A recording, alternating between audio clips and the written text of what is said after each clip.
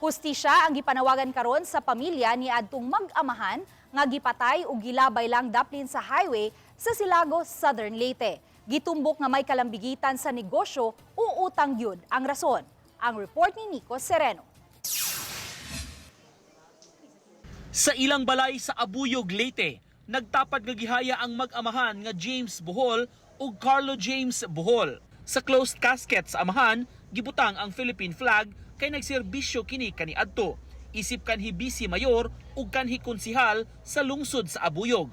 Nakita ang patayng lawas sa mag-amahan sa Silagos, Southern Leyte, pipila ka adlaw human gika-report nga missing ni adtong Hunyo 27. Giingong gidagit gikan sa ilang warehouse sa lungsod sa Mayorga, Leyte. Matud sa anak sa kanhi bise ug igsuon sa namatay, duda nila may labot gyud sa negosyo ang motibo sa krimen. We just did not expect na just because of that.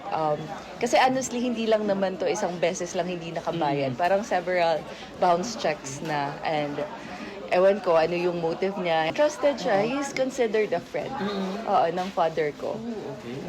Minsan pag may occasions, ini-invite siya or like nakikikain din siya. Sa press conference, gianunsyo sa Police Regional Office 8 nga ni-file na sila og kaso sa tulo ka mga suspitsado sa krimen.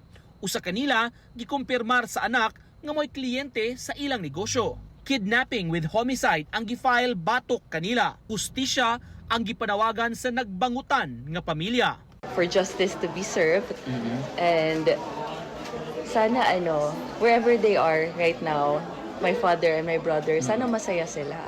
And with my mother. My mother passed away 3 years ago. So, I hope magkakasama sila. Uban ni Godfrey Relien ug Philip Patricio, Nico Sereno. Balitang Bisdak.